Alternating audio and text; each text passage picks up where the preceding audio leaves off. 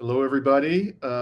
Just getting up and running here. Sorry for being a little bit late. So we are live on X. And YouTube. We're good to go on YouTube? That's on YouTube. Okay, so welcome, everybody. We have Baltazar 22 from Brazil. Other people will undoubtedly be joining us. Hello, Baltazar 22. Good to have you. So maybe we can start. We got Wendy Gofton, Free Palestine, here. Welcome, Wendy. Before we get into it, and by the way, we're going to talk about some major developments in occupied Palestine and the surrounding region. Hello, Etudio from South Carolina. Good to have you. And the first thing we're going to discuss today, once we get up and going, is going to be the killing of gang leader and collaborator-in-chief in Gaza, Abu Shabab. So Rami's going to talk to you about that. Then also in the last couple of days, there was a firefight in Rafah near the Egyptian border. Hi, APA 58570, welcome. Rami's going to talk to you about that as well. Then we had some wild news out of Israel about an initiative or a proposal coming out of the United States to bomb the massive stadium where tens of thousands of people were, for Israel to bomb the stadium where tens of thousands of people assembled in February of this year for the funeral of Hezbollah Secretary General Hassan Nasrallah. Rami and I were both there at the funeral, and we're going to show you some very interesting image we shared at the time of a flyover of Israeli airplanes who didn't end up bombing the stadium. And then we're going to talk about Israel's violations of the ceasefire in Gaza, and a new report, huge report from the Washington Post about the abject failure of the Trump regime to assemble an international stabilization force for Gaza. That plan is going off the rails, to put it mildly. We'll get into that. And then we'll have some other interesting news, if time permitting. So hi, Pirate Justin, welcome. And we also have Marla Bankian. Thank you for joining us today. So why don't we begin then, Rami? Well, before actually we begin, I should also say that we published a report yesterday, a long report on a subject we've been trying to avoid for the last 2 weeks, and that is Donald Trump's 28-point peace prank for ending the Ukraine war. Basically, I had enough, and I had to say something about it because people were, in the alternative media, some leading figures, frankly, and people I respect were embracing the notion, the fantasy, frankly, that Donald Trump is actually trying to end that war. So I spent a good bit of time yesterday in our newest report debunking all of that. Hello, Dirk Diggler. Thank you for joining us. Stéphane Robert de Quebec. Bienvenue. And we have Shahin Shahi, François Imbert from Belgium. Good day, our friend. So we are going to begin then with the big news out of Gaza, the killing of gang leader and collaborator-in-chief Abu Shabab within the last 48 hours. Now, before Rami talks to you about all of that, we want to show you a clip from an interview that we published on October 20th of a Gaza journalist named Abu Bakr Abed. You may have heard of him before. He managed actually to escape from Gaza after he became it appeared that he was going to be targeted by the genocidal entity, and he ended up getting a student visa in Ireland. And back in October, he came to Greece for the first time, and I had the privilege of interviewing him. And I asked him about Abu Shabab and these other gangster collaborators in Gaza, and this is what he had to say. I've known much about him in particular, or I've known about him in particular. And by the way, there he's talking about another gang leader who's, I think, the second in command for Abu Shabab. His name was Mazen. Anyways, here's what he has to say. Abu Shabab, I know about him, and these groups in particular because they were ISIS-linked people, and that's been reported, widely reported and verified. And we know these people very well in Gaza, and we have a prison in southern Gaza. This is a little bit of context about who these people are, and this prison is called Astal prison, and it lies in the south of the Strip, near the beach. And I went by this prison many times during the genocide, and I think it was taken as a military base by Israel during the past 24 months. And this prison was mainly for the people who are ISIS-linked, who are convicted of drugs smuggling and very serious crimes, killing, murdering. Those people, those criminals would be persecuted and tried or imprisoned in this prison after, many legal cases. So when the genocide started, it is a rule that all people in prisons in Gaza are allowed to go out because it's a time of, escalations and genocide. Yes. Exactly. So those people, they were allowed to get outside, they were released, but conditionally. It means once the genocide is stopped, they will be brought back to prisons. But Israel destroyed that prison. It destroyed much of it. And I believe it was also systematic. So, as you can hear, Abu Shabab and other criminals, drug dealers, ISIS-linked violent criminals, were let out when the genocide began of this prison conditionally, apparently as a humanitarian gesture, because if they had been left in there during this rampage, they would have been killed. So rather than appreciate the fact that they had been liberated as a humanitarian gesture, what does Abu Shabab do? He becomes a collaborator with the genocidal entity. So why don't you take it from there, Rami, and tell us about what happened? Yeah. So Abu Shabab, basically he's a Palestinian from the southern part of Gaza, next to Rafah. He's from a Bedouin clan, a large Bedouin clan. And in 2015, he was arrested for drug smuggling. Right. So from 2015 up to 2023, that's almost 8 years. He was behind bars. And then when after October 7, in October 2023, Israel actually targeted the prison in which he was in, and consequently, all the prisoners were released. Obviously, from a humanitarian standpoint, because you don't want all these prisoners. I mean, they're under custody of the Palestinian and of Gaza leadership.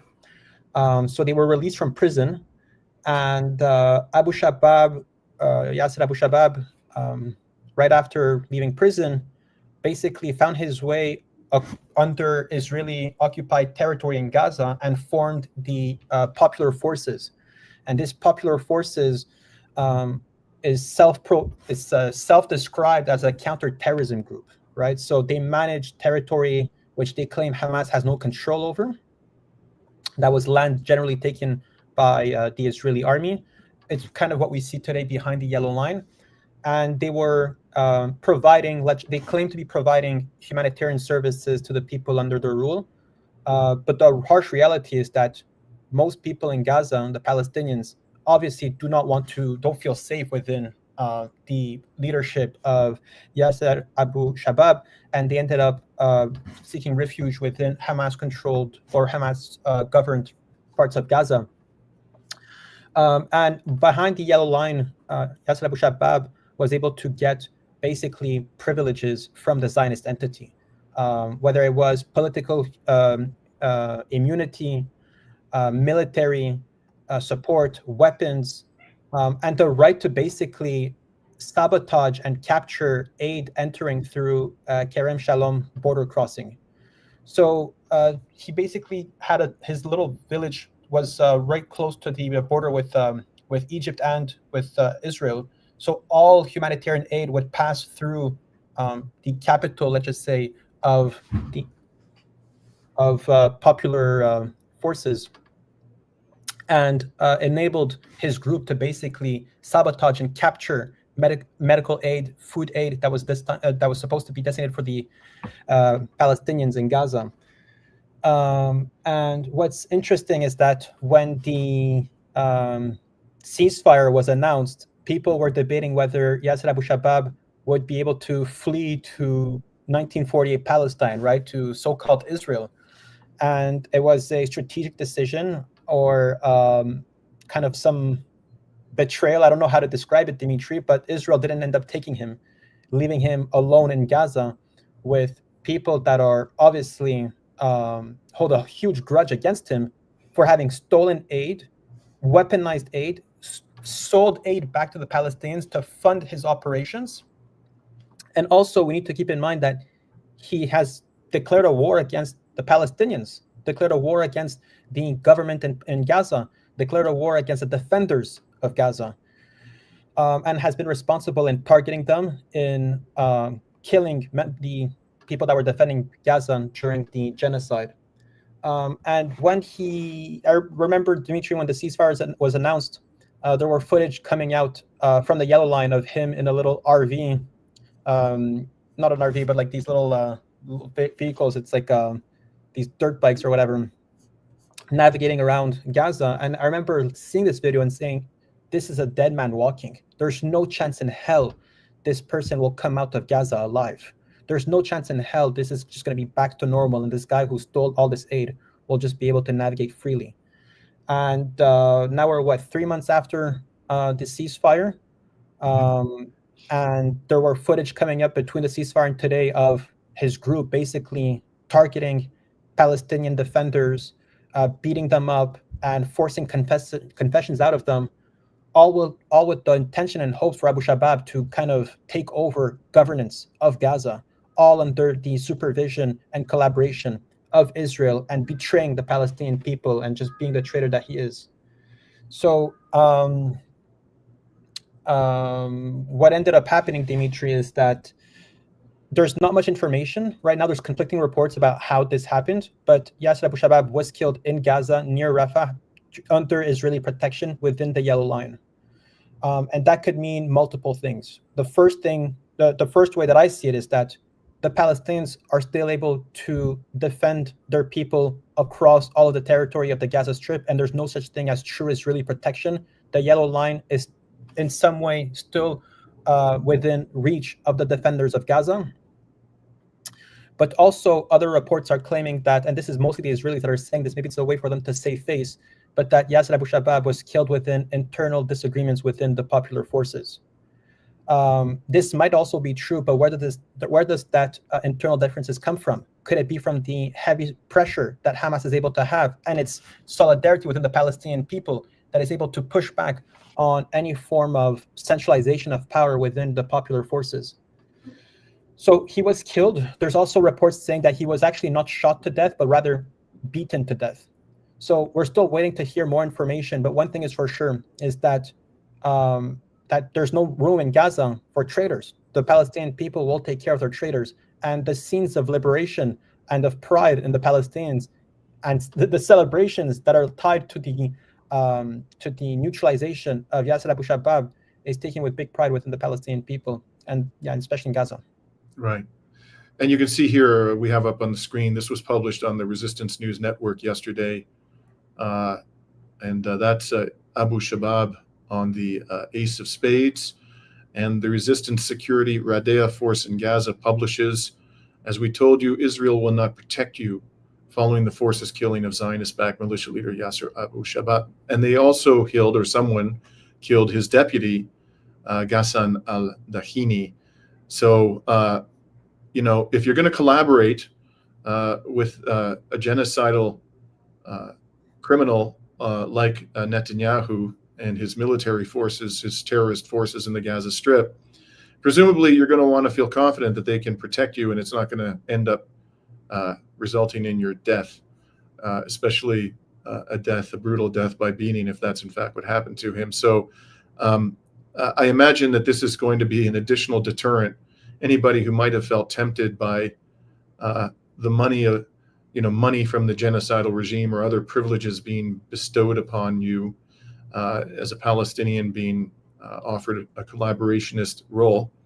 The fact that Abu Shabab ended up dead is not likely to be an encouragement to people to do this sort of thing. And unfortunately, this is something you find. This is certainly not unique to the struggle of the Palestinian people. In every struggle, anti-colonial struggle, in every war, civil or international conflict, there are always collaborators.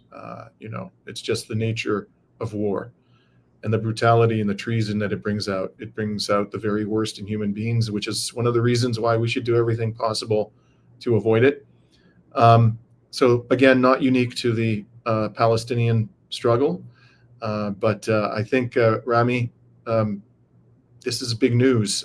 This is something which I think is going to, as we've seen from the celebrations in the streets, is going to reinforce in the people, the Palestinian people, the sense that justice will ultimately be done. Because whatever you may think about the way this man died, certainly he was a traitor to his people. Any further thoughts on Abu Shabab before we move on to the firefight in Rafah? No, I think it jump straight back into the firefight in Rafah, yeah. Okay, let's do it. So take it away. Yeah, so, well, Hamas has announced throughout the ceasefire that there were 200 fighters, defenders, right, mujahideens, trapped under a tunnel in Rafah, right at the border with Egypt or Israel. It's hard to know exactly where that tunnel is, but Hamas lost complete contact with them. They're cut off from the chain of command. It's also unsure whether the people in the tunnel are even aware that a ceasefire was agreed, right? They lost contact with them 3 months ago, 4 months ago, possibly before the ceasefire was announced. And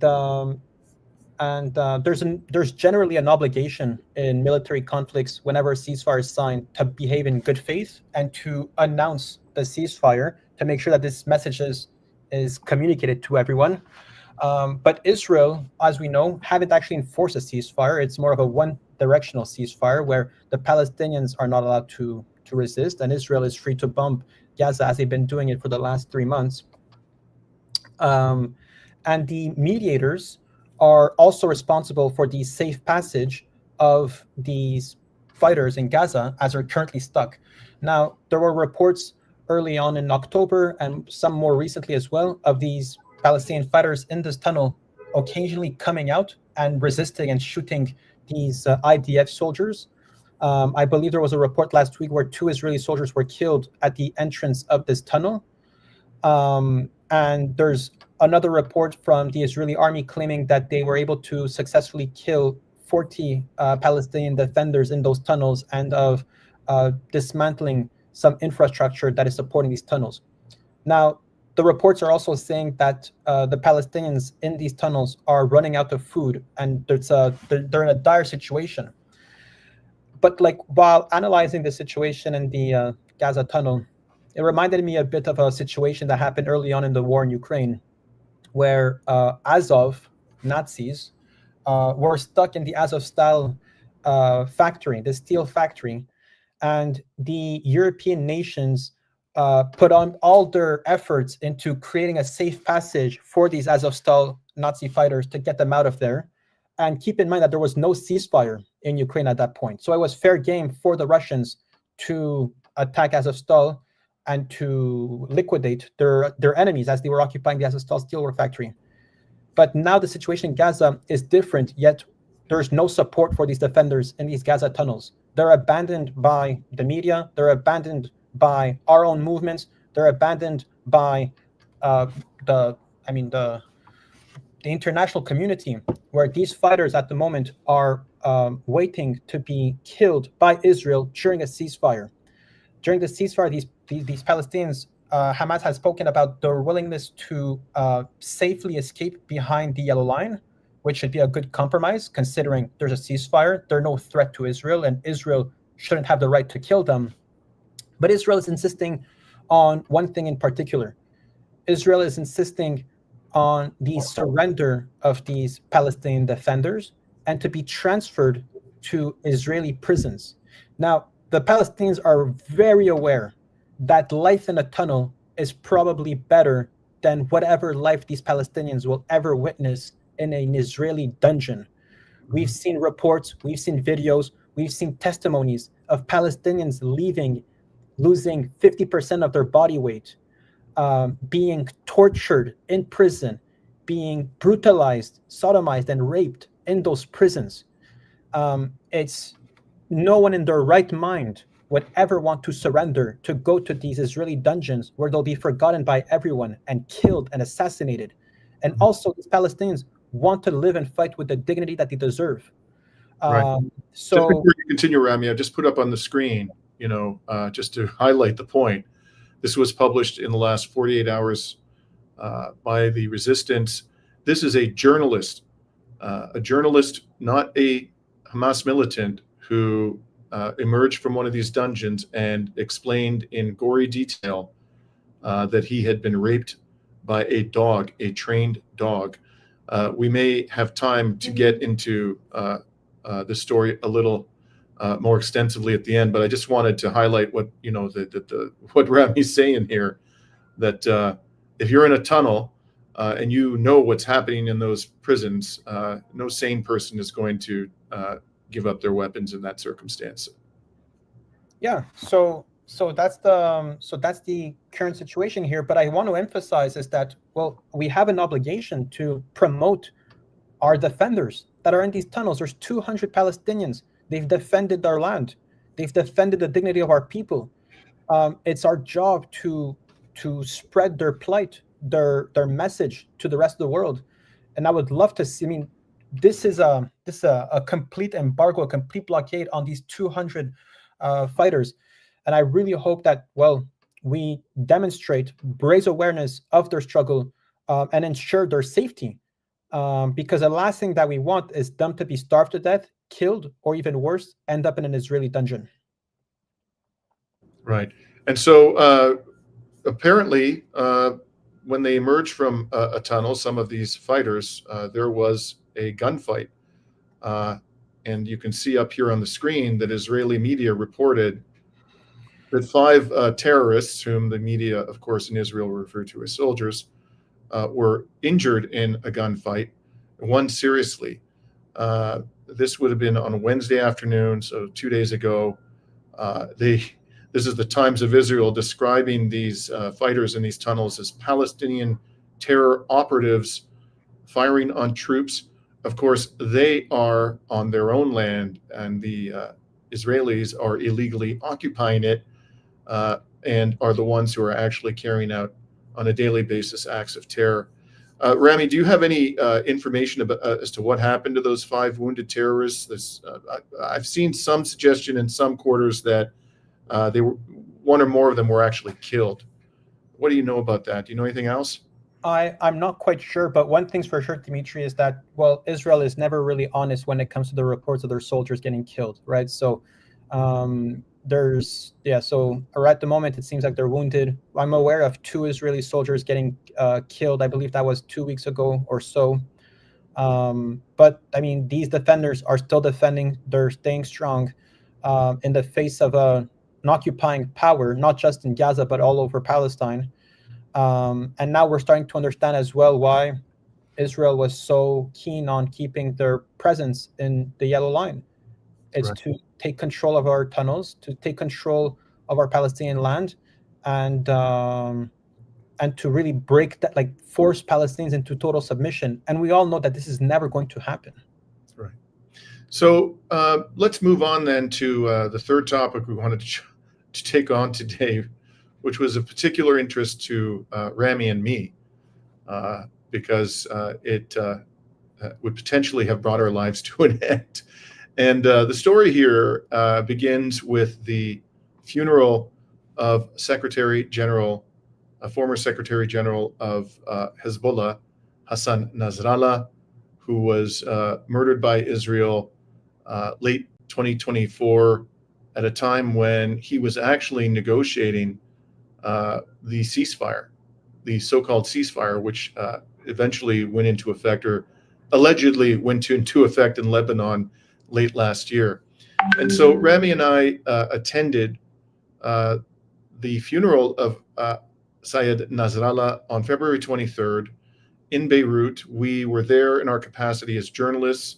I have been roundly attacked by Zionists and other ne'er-do-wells in the Canadian media for having attended that funeral. I make absolutely no apologies for it. It was whatever one thinks about Hassan Nasrallah, he certainly was a person of consequence, a historical figure, and is widely loved amongst people, not just inside Lebanon.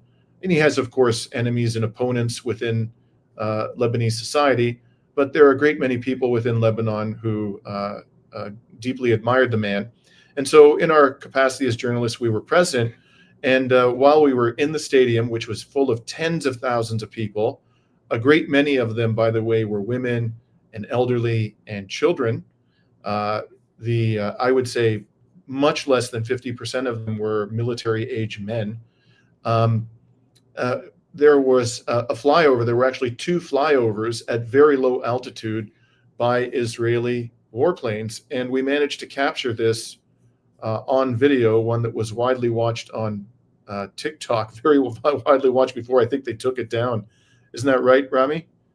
Yeah. Yeah, it was on Twitter, it was on Instagram. We didn't even hesitate. We didn't post on YouTube because we knew it was going to get shut down. But in total, our video got like 15 million views, I think, across all the platforms. Probably more, 20.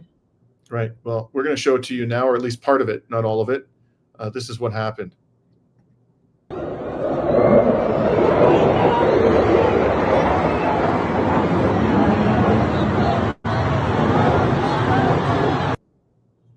Just show it one more time. You can see.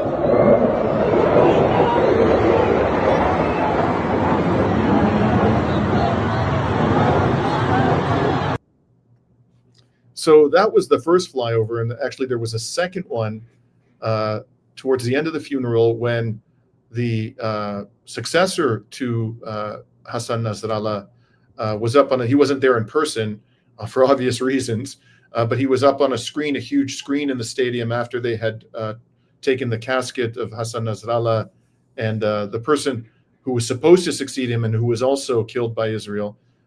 They were paying their respects to both of these slain resistance leaders in that funeral. So they flew over a second time, and there was a report on Israeli media within the last 48 hours that a character by the name of Morgan Ortegus urged the Israelis to bomb the stadium. So we're going to show you a clip of a new report from Israeli reporter Tamir Morag, who works for Israel's Channel 14 News. And before we show it to you, just some background on Morgan Ortegus, the U.S. diplomat. And this is from Wikipedia. Wikipedia describes her as an Islamophobe, says she's an American diplomat, intelligence analyst, political advisor, naval officer, Islamophobe, and former TV commentator serving as Deputy Special Presidential Envoy to the Middle East since 2025. A member of the Republican Party, she previously served as spokesperson for the U.S. State Department from 2019 to 2021. So this would have been under the Biden administration. This psychopath was favored by both Biden and Trump. And Wikipedia goes on, says she began her career in government as a deputy attaché and intelligence analyst at the U.S. Department of the Treasury and later as a public affairs officer at USAID. She worked as a national security contributor at Fox News. Until her appointment as State Department spokesperson since 2014, Ortegus has been an intelligence officer in the U.S. Navy Reserve. During her time at the State Department, Ortegus was hateful of Islam and critical of Iran and China, particularly over the Chinese Communist Party's efforts to shift blame to the United States for COVID-19. She played a key role in the Abraham Accords.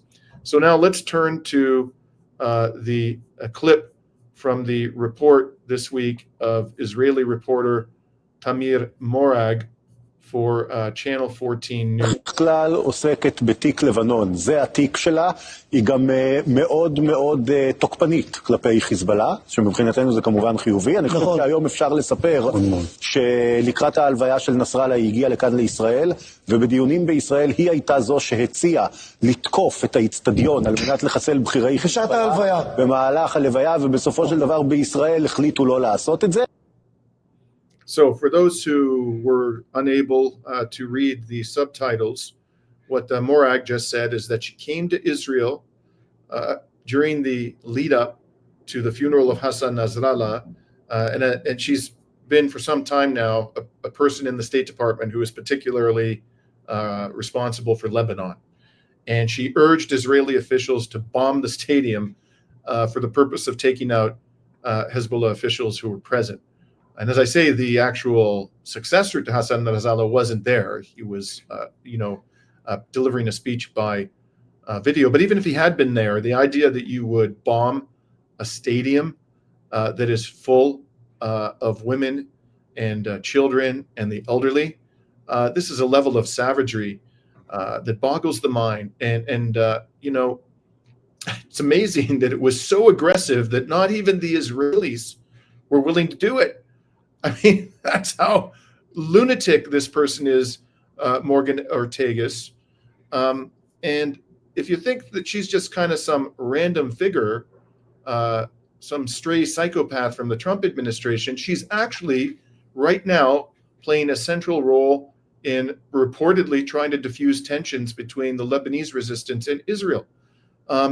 So here is a headline of an article published by Axios in the last couple of days. And there you see her in the red speaking to Lebanese President Joseph Aoun. She is there on behalf of the United States, according to Axios, to discuss cooperation on economic projects and to help stabilize the situation in southern Lebanon. They sent this bloodthirsty psychopath to, quote unquote, help stabilize the situation in southern Lebanon near the shared border with occupied Palestine. And Axios goes on and says the meeting in Nakura, by the way, this is a village near the border with occupied Palestine that was relentlessly attacked by the genocide forces, that this was the first such direct public engagement between Israel and Lebanon since 1993. The Trump administration, again, this is Axios, has been trying to foster this sort of dialogue between Israel and Lebanon for 9 months. I really doubt that it's genuinely trying to foster a dialogue. Israel has been bombing Lebanon virtually every day since this supposed ceasefire came into effect last year, and doing so with the support and approval of the Trump regime. And Axios goes on and says a U.S. official said the U.S. hoped the meeting would help de-escalate tensions between the countries and help to avoid a resumption of the war in Lebanon. While a ceasefire was reached nearly 1 year ago, Israel has been stepping up its strikes in Lebanon in recent weeks to combat what it sees as an effort by Hezbollah to rebuild its military capability. And indeed, after Ortagus met with President Aoun, Israel bombed Lebanon again. And here you can see a report from yesterday. So this was the day after the meeting between Ortagus and Joseph Aoun, the Lebanese president, on December 4th. Al Jazeera reports that Israel launched airstrikes on at least 3 towns in southern Lebanon, Mahruna, Jabba, and Al-Majadel. Despite the ceasefire in place since last September, according to Lebanon's national news agency, the attack on Jabba on Thursday destroyed a building in a densely populated residential area and caused extensive damage to nearby infrastructure. So this is what the Israelis claim, or the Trump regime claims, as an initiative to stabilize relations between the genocidal Israeli entity and Lebanon. Any thoughts on this lunatic, Rami? After all, you were there, and apparently you narrowly escaped with your life, as did I, after this crazy lunatic. But Dimitri, when we were at the funeral, I think the dignity and honor of the Lebanese people attending there rubs onto you. Like, there was really not a moment throughout the funeral where we were scared, honestly. Like, we saw the planes flying over us. We just started filming them. I mean, this is a courageous people that will never surrender. And when you're around such courageous people, that courage ends up reaching you. Now, one thing is that, or do people still need some convincing that this is America's war against the Middle East? This is America's war against the Palestinian people. This is America's genocide. They're the ones begging Israel to attack a civilian stadium where there was maybe 70,000 people in the stadium, another 100,000 people outside.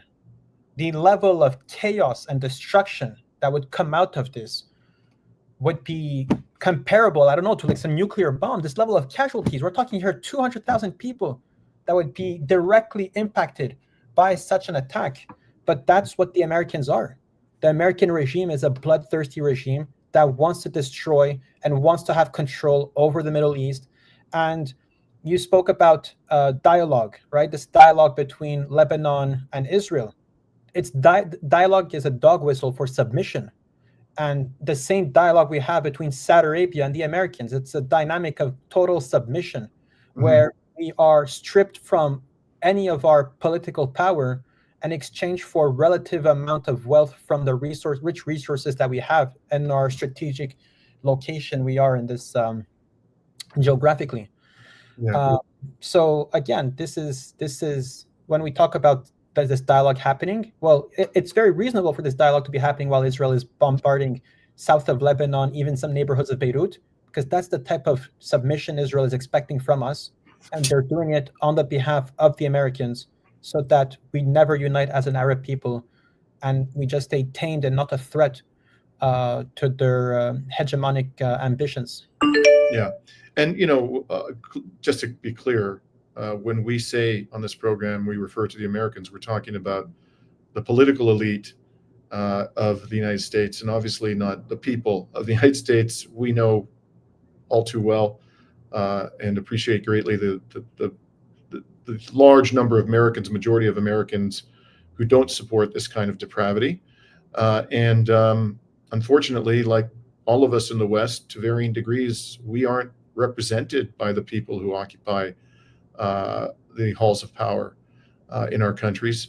But this latest news about what this, important official in the Trump administration was telling the Israelis to do, to bomb a stadium full of women and children, is one of the many reasons why, we're saying until we're blue in the face that people in the alternative media need to stop promoting the idea that Trump is a peacemaker, whether it be in Ukraine, in West Asia, the South China Sea, you name it, the Caribbean.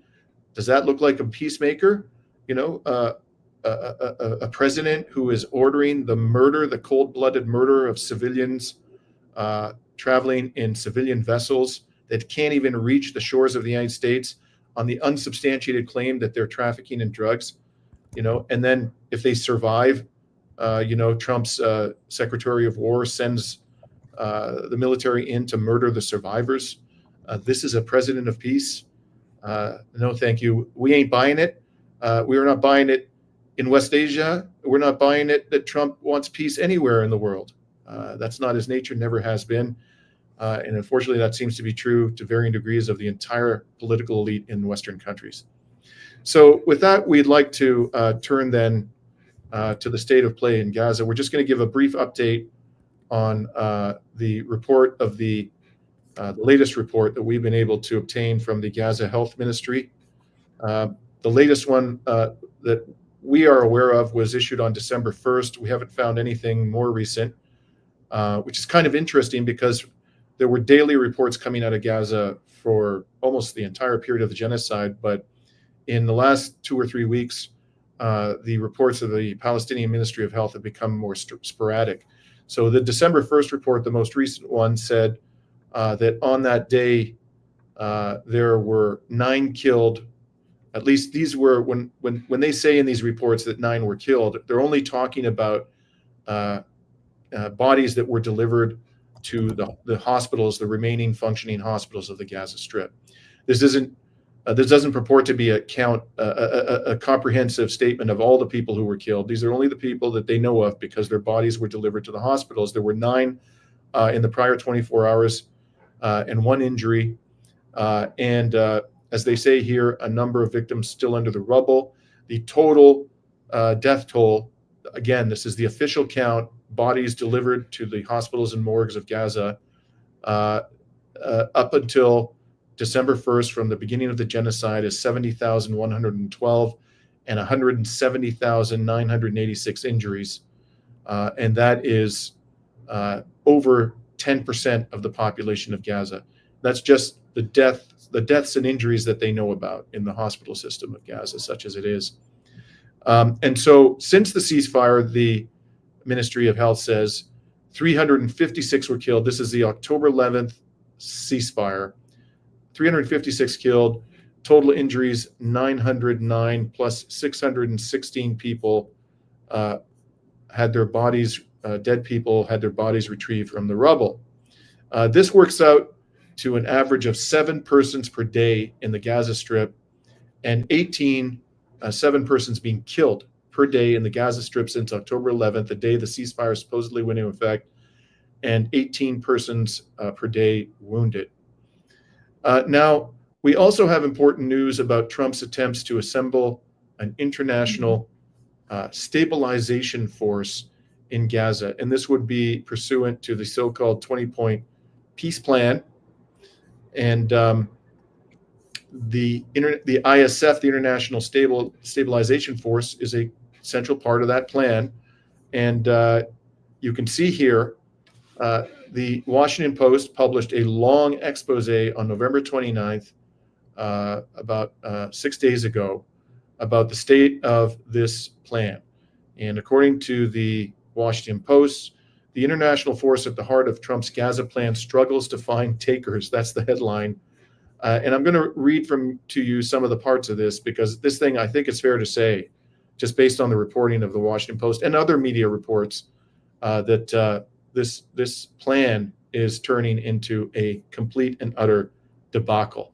So this is what the Washington Post says. Concerns are mounting in foreign capitals over whether soldiers could be put in a position where they may be required to use force against Palestinians, with several countries backpedaling on troop offers.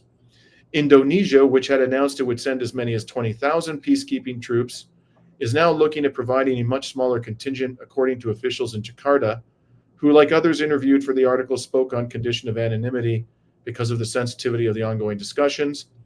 Azerbaijan, which had also been expected to send troops, has also reassessed, officials with knowledge of discussion said. Meanwhile, no Arab countries have committed to contributing soldiers. So this is in a month's time. This has gone nowhere. And the WAPO goes on, Washington Post, quoting a regional official as stating, a month ago, things were in a better place. And it goes on. Trump administration officials have been working to drum up troop commitments, but even for countries that are keen to win favor with the U.S. administration, many uncertainties remain, including the thorny question of how the force would go about securing weapons from Hamas, which has sent mixed signals about its willingness to disarm. Now, that's what the Washington Post says. I've seen no evidence of mixed signals. All the Palestinian resistance groups, it's not just Hamas, Islamic Jihad, the PFLP, the Democratic Front for the Liberation of Palestine, and on, have been adamant from months ago that they are not going to give up their weapons until a Palestinian state has been formed, a real Palestinian state. And at that point, they said they will turn their weapons over to the Palestinian Authority. So there are no mixed signals. That's just spin from the Washington Post. The Washington Post goes on and says that they want the International Stabilizing Force to come into Gaza and restore, that's Trump and his cronies, law and order and disarm any resistance, a senior official in Indonesia's Ministry of Foreign Affairs said.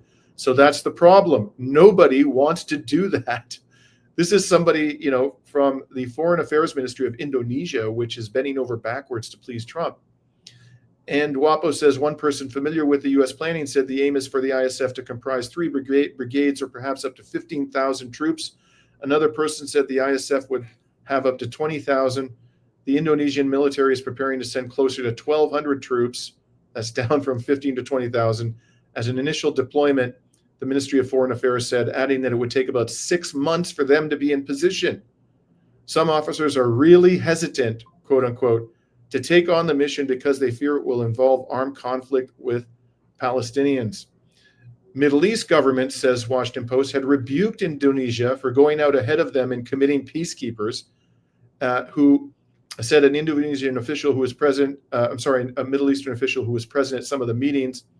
Indonesian officials now say their personnel will be focused on health and construction rather than playing a combat role. Other countries that had expressed a willingness to send soldiers include Azerbaijan, Pakistan, and Italy. That's interesting, given the massive protests in Italy that are roiling the country because the Italian people are fed up with Giorgia Meloni's support for the genocidal Israeli entity. And Washington Post says a senior Italian government official said Italy is, quote, assessing the most effective ways to contribute to the force and is looking to help define its mandate and rules of engagement. Italy is prepared to expand training of Palestinian police as considered demining operations. And then some more additional and interesting revelations from the Washington Post article.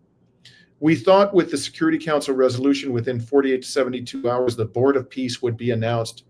Another person familiar with efforts to put the plan in motion said, but nothing, not even informally. No other members of the Board of Peace have been named, although Trump said last week that it will have the heads of major countries. I think all of the major countries. A second U.S. official said the plan is to have both the Board of Peace and the ISF launched in the coming weeks, but it could be longer. And finally, this important revelation.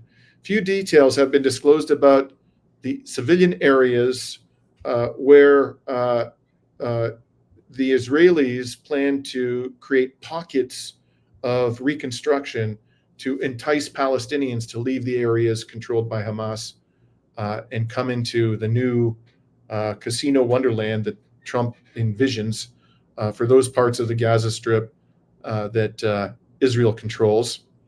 An Israeli security official said they would be towns with government offices, bakeries, and workplaces that are meant to serve as pilot sites that encourage Palestinians to relocate and draw international involvement in rebuilding efforts.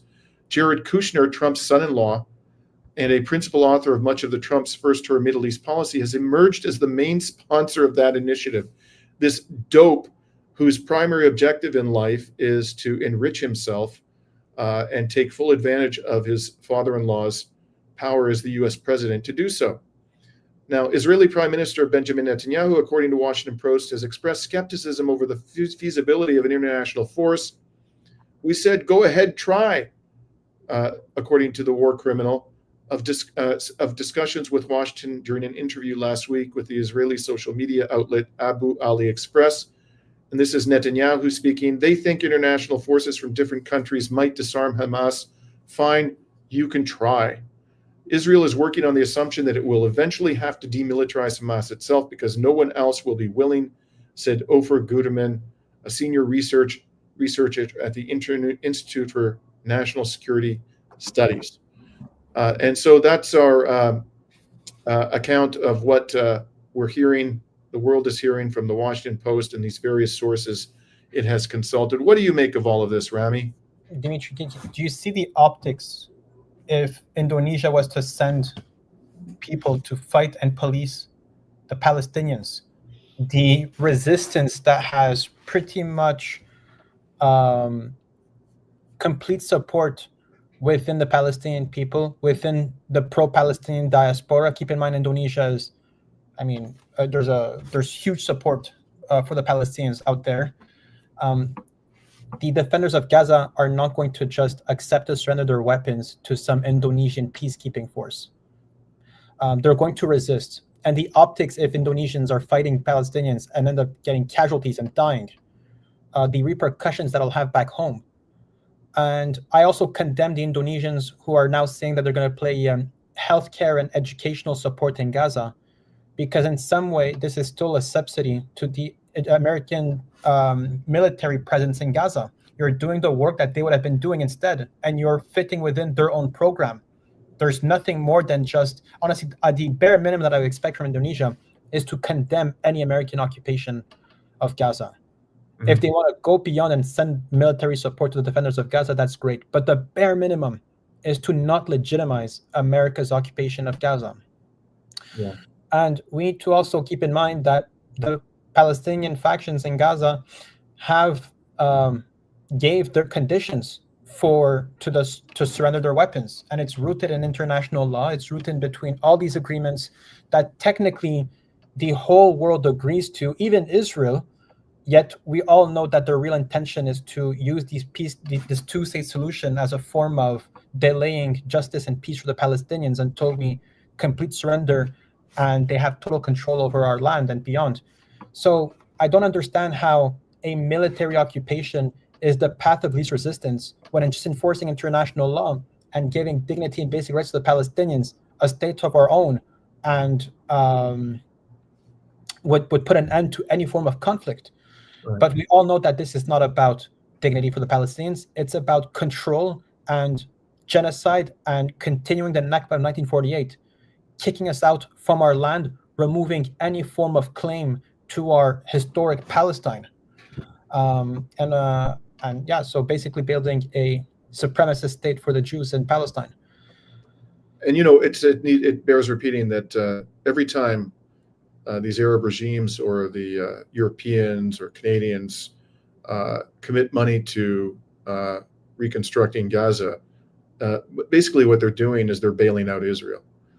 Israel destroyed Gaza with the help of Western governments, particularly the United States government, but all Western governments, including the government of Canada.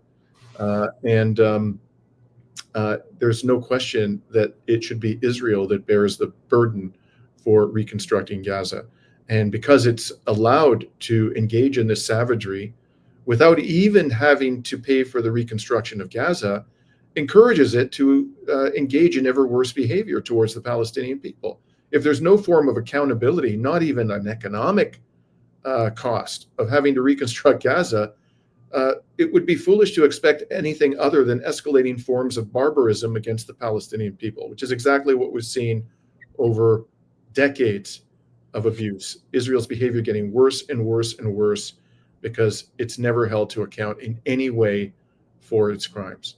Qatar is a good cop. Israel is the bad cop. Israel destroys, Qatar cleans behind them. Also, we're talking here about convincing Belgium to seize all the Russian assets inside their banks to fund the reconstruction of Ukraine and to fund the Ukrainian military.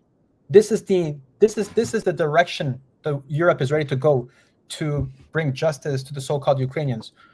We should be talking about seizing Israeli assets even in the United Arab Emirates now, where Israel is freely occupying, building businesses there. Seize all their assets. They should be the ones paying for their crimes.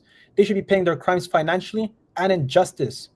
They should be tried and sent to court. They should be rotting in a prison. Mm-hmm. Hear, hear. A couple of questions I noticed in the chat. One person asked me if we've had Mohammed Marandi, the esteemed Iranian professor, on the program. We have a couple of times, actually. It's been a few months since we've invited him back, and the reason for that, I know him personally. I met him when I was in Tehran in May at the Sobe Media Festival. He's an excellent analyst. Have a lot of respect for Mohammed Marandi, but he's all over the place on the alternative media, and rightly so. His commentary is much valued. And so what we've tried to do since we've had him on a couple of times is highlight other Iranian voices. There are many people in the country we want to hear from. In fact, we just had one on a couple of days ago, Dr. Fouad Izzadi, a professor of world politics at the University of Tehran. We've had numerous other Iranians on. So we're just trying to get as much of a diverse set of voices coming from Iran. But we'll be sure to have Professor Marandi on again in the future, I'm sure. And another question here, someone asked me to explain again who's in charge, Israel or the United States. Well, my opinion is it's the United States. And for the simple reason, it's not complicated to my mind. When you are existentially dependent upon a foreign power for your very existence, Israel is a pipsqueak in every sense of the word. It's a country of 10 million people, 20% of its population is Palestinian, and it has a relatively small economy. It is very small territorially speaking. It's in many ways resource starved. It could never get away with what it does to the indigenous peoples of West Asia, if it wasn't for massive US government support. And it is therefore the United States government that ultimately is going to call the shots. That's just the nature of power. He who, drives the bus determines the destination. So that's my view, and I know many people take an alternate view. I just don't think it's plausible that Israel's government controls the United States. So, Rami, I think before we go to a Q&A, more into the questions from our audience today, there was one other subject I think you wanted to briefly address. We just chatted offline before we started the live stream. Have you addressed it yet? Well, there's a little video here that I wanted to show with our audience. How can I do that? So basically, there's this video from the Cradle over here, which is, it says, Iran-linked hackers claim breach of Israeli nuclear scientist's car, leave chilling message. Iran-aligned activists from the Handala group claimed they infiltrated the vehicle of Israeli nuclear scientist Dr. Isaac Gertz, leaving a bouquet and a threatening message inside his car. Iranian state media identified Gertz as a senior engineer at the Sorek Nuclear Research Center, saying the group accessed his personal details by hacking the facility's systems. And then they just shared this little video here.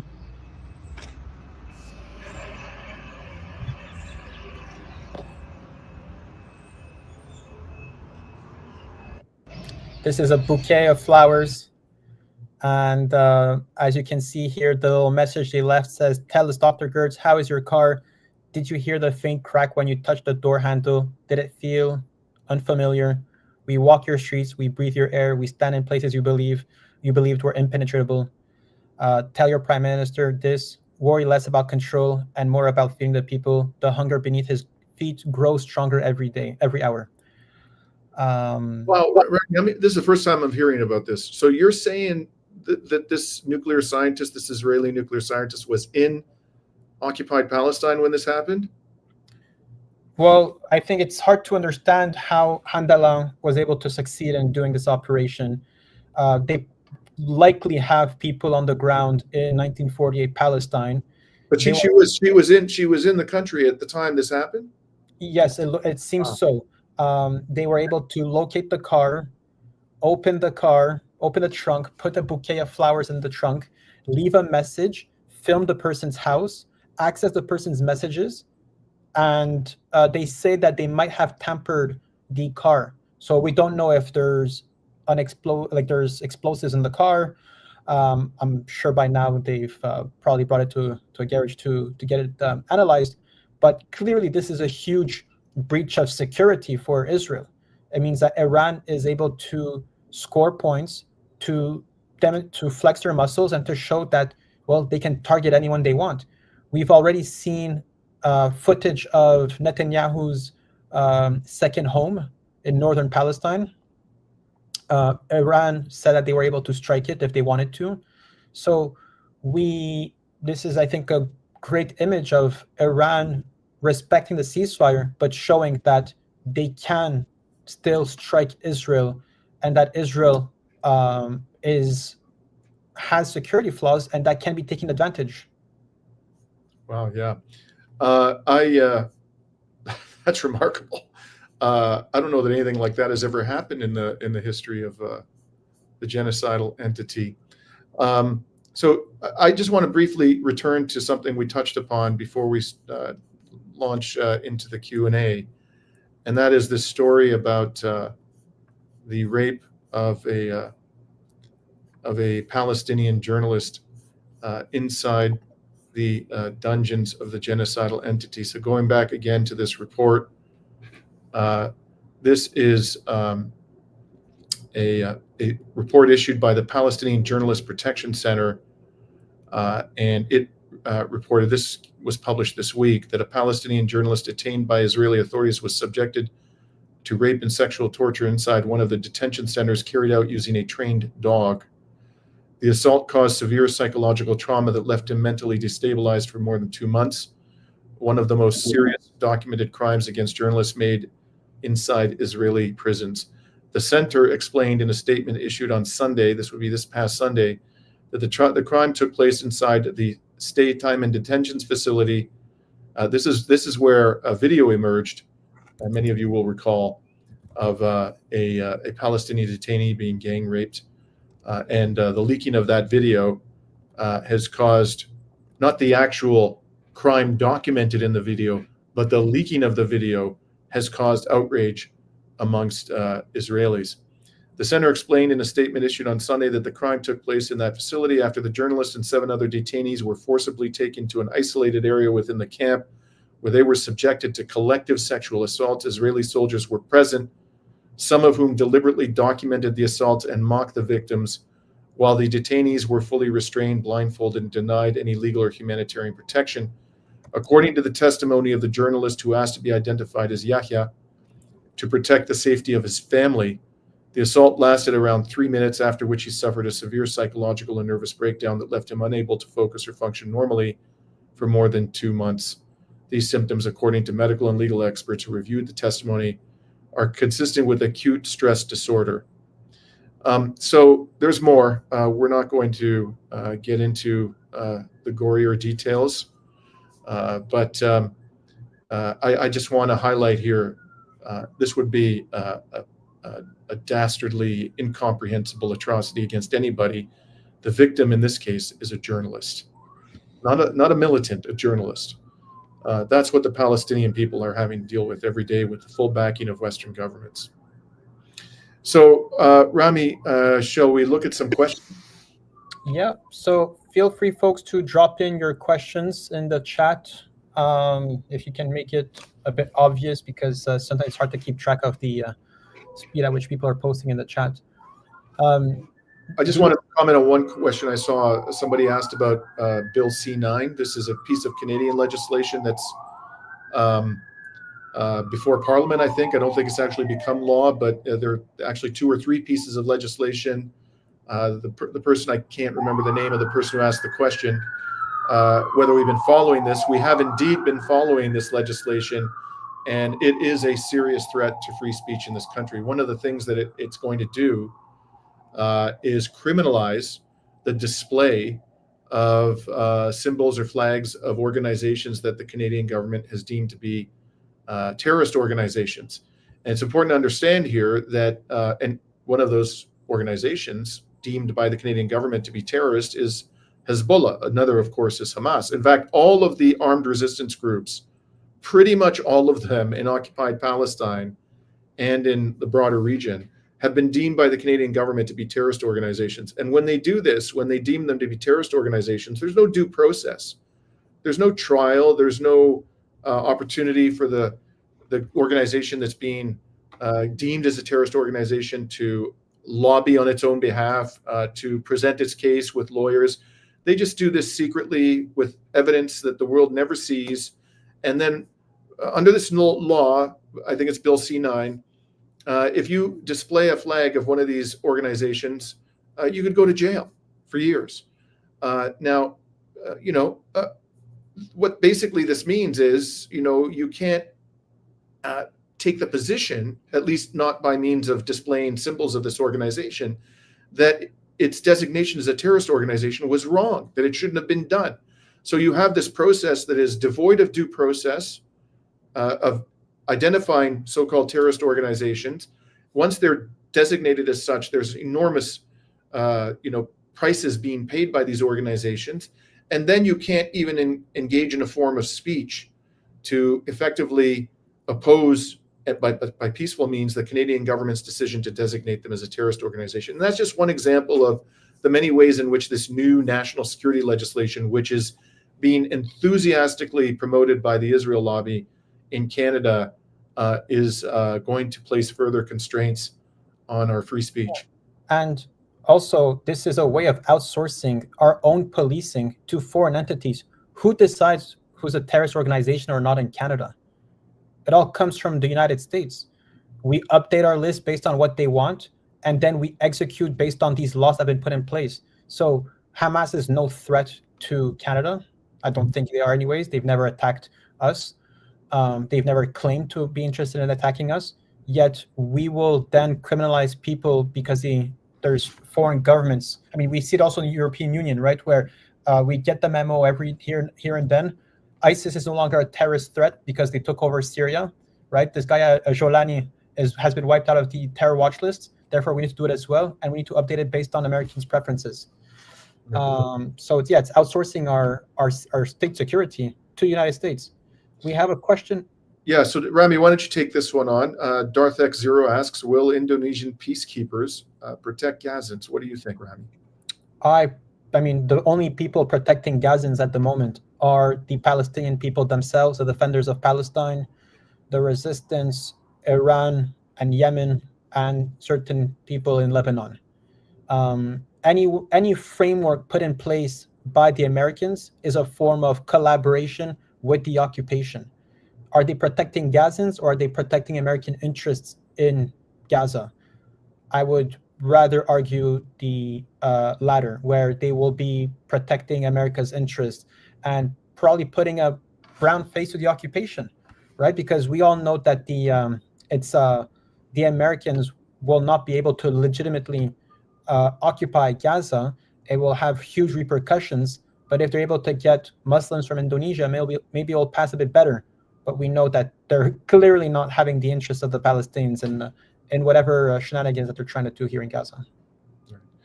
So Silvio Pina, thank you very much for your generosity. Silvio Pina asks the all-important question, is there any hope left? What do we do? We are many. I have great hope. And despite the grimness of the news that we are forced to share with our audience on a regular basis, I try to focus on the big picture and the macro trends. We didn't have time to get into it today, but there's been a lot of, there are a lot of indications coming out of the occupied Palestine itself that the days of the genocidal entity are numbered.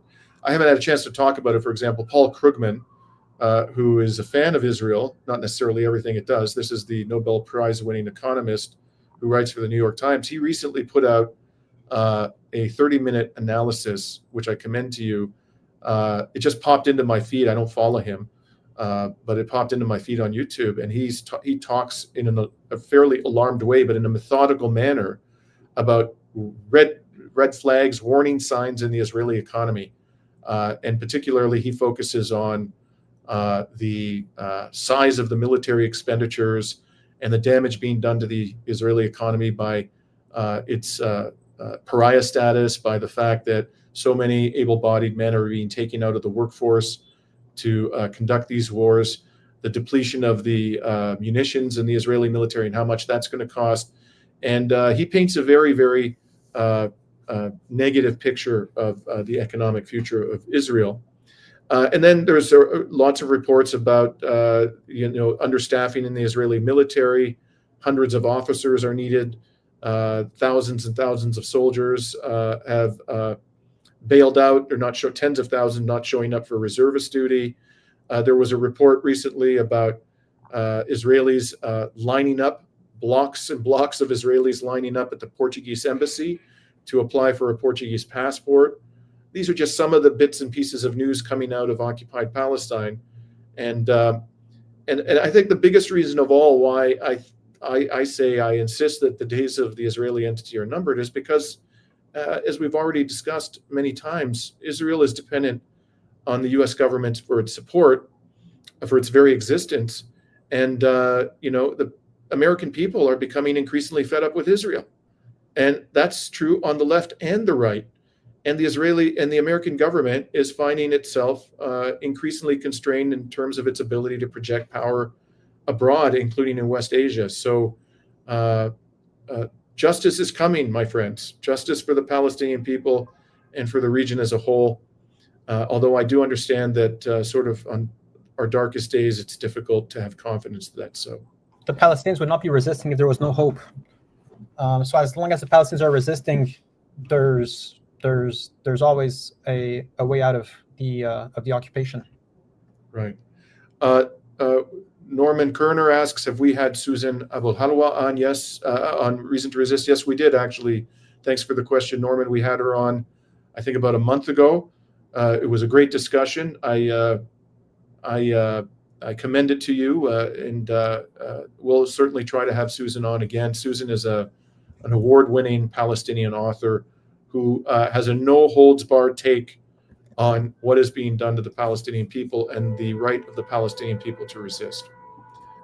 We have another question here from Wendy Gofton. Could you speak to the abstentions of Russia and China? I'm sure, Wendy, you're referring to the UN Security Council Resolution 2803, which passed a couple of weeks ago. This is the one that, as I put it, appointed Hitler to be in charge of Auschwitz because it endorsed the idea of a Trump-led board of peace. It's an obscenity to call it that.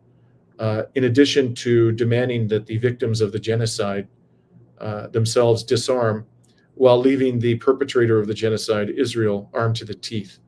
I could go on and on. As Craig Mohiber said on our program, the former UN human rights lawyer, that resolution is an atrocity. I describe it as an abomination from the perspective of international law. And I don't make any bones about the fact that I was deeply disappointed. And we should all be deeply disappointed in the fact that neither Russia nor China vetoed this thing. They're the only two members of the Security Council out of 15 who didn't vote for it.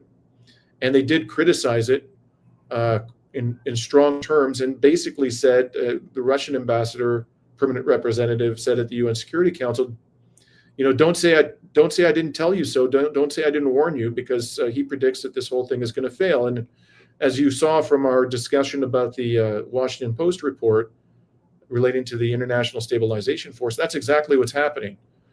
This so-called peace plan is failing.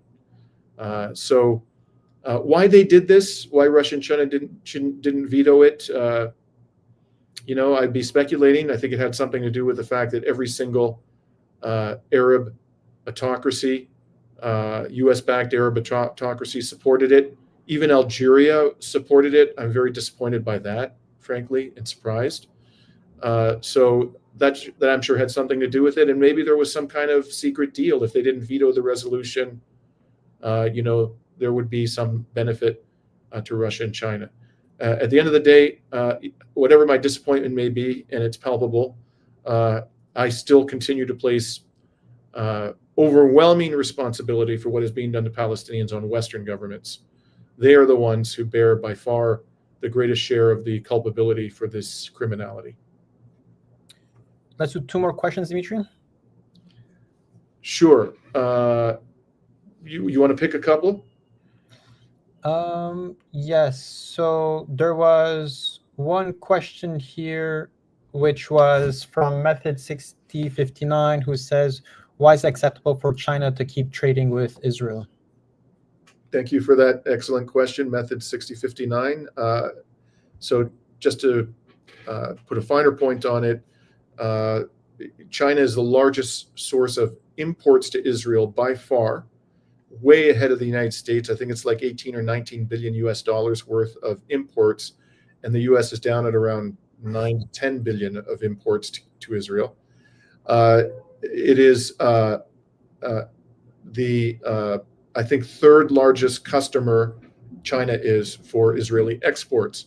So it's not the top trading partner when you put all those figures together, but I think it's number 2 or number 3 at most. There is no justification for any state trading with Israel, let alone to that degree.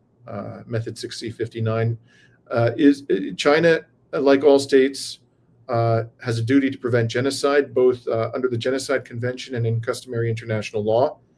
And that duty requires all states to impose meaningful sanctions on Israel until it complies with the human rights of the Palestinian people.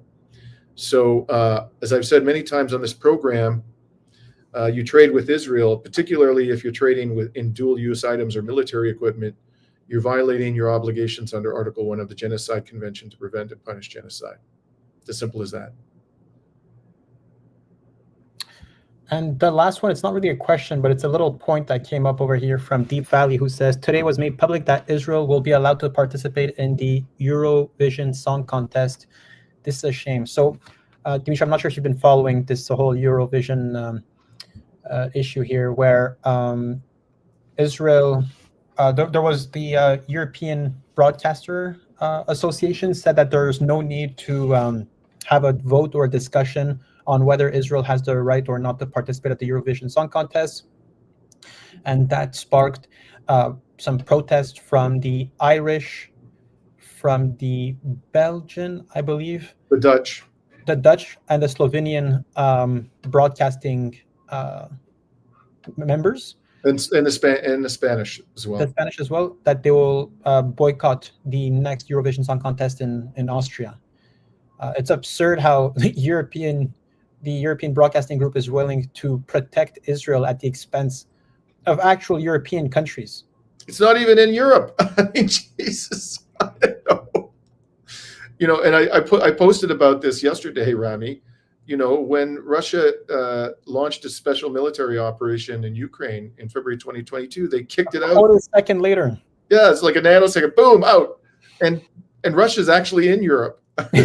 but Israel, that's in West Asia, gets to stay in, even though it has killed vastly more civilians in Gaza than Russian forces have killed in Ukraine. And that is true even though the war in Ukraine has been going on for 19 months longer than the genocide in Gaza. Just the number of children that Israel has killed, just the number of children is a multiple 3, 4, or 5 times as big as the total number of civilians who have died in the Ukraine war. And by the way, not all of those civilians in the Ukraine war were killed by Russian forces. Okay, there have been a substantial number of civilians who were killed, whether intentionally or unintentionally, as a byproduct of war by Ukrainian forces. For example, when they've been shelling areas, inhabited areas of the territory that is controlled by Russian forces. So this is just hypocritical and racist. I mean, fundamentally, Rami, isn't this racist that you leave Israel in these competitions? When the victims are brown people from the global south, but when the victims are white Europeans, all hell breaks loose. Every manner of sanction is applied to the person who is alleged to be killing them. And we also need to remember that a few years ago, there was a band called Hatari that participated at the Eurovision Song Contest when it was happening in occupied Palestine. And they were waving the Palestinian flag there. They got shunned by the European groups for politicizing the European Song Contest, the Eurovision Song Contest. So clearly their intention is to depoliticize it when it's convenient and to politicize it when it's also convenient for them, like banning Russia, a country that actually has culture, unlike the Zionist entity. But most importantly as well, Dimitri, I think Israel also politicizes their own participation at the Eurovision Song Contest, right? Their last song last year was about October 7. So clearly they're just using this platform to whitewash their image. And that's the whole purpose of the Eurovision Song Contest as well, to whitewash the country's crimes. So it makes total sense for Israel to keep participating, actually. Indeed it does. Thank you, Piano Man, for your generosity. Do we have any other questions there that we should take? Do you even have time to continue, Rami? I need to run. Okay, let's call it a day then. And we send out a hearty hello and thank you to all of our audience members, and keep up the good fight. We will be interviewing in the days ahead. We'll be interviewing Laith Marouf. I saw some commentary about Laith in the chat. We didn't have time to get to that. We'll be interviewing him on Monday, get his update on what's happening in Lebanon. And I think Laith actually is in Italy at the moment. We're also going to interview John Helmer on Sunday to talk about the 28-point peace prank for ending, or allegedly ending, the Ukraine war. We're going to have back onto our program soon Alina Xenofontos to talk about the nefarious alliance between Greece, Israel, and Cyprus. She's a Cypriot political commentator. And I'm going to be having another discussion with our friend Karim at BetBeat Media. It'll be more of a personal discussion. It's going to take place on Sunday, where we're going to talk about our backgrounds, our respective backgrounds, and how that has informed our thinking about geopolitics. So anything else you want to add before we sign off, Rami?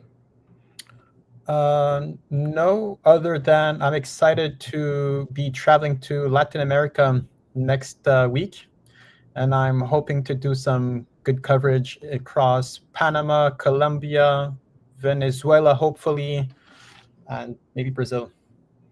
And if any of you out there personally knows Gustavo Petro, please let us know, because Rami really wants to interview President Petro.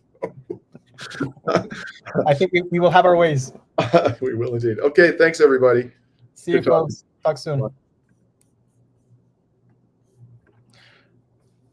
Is this done?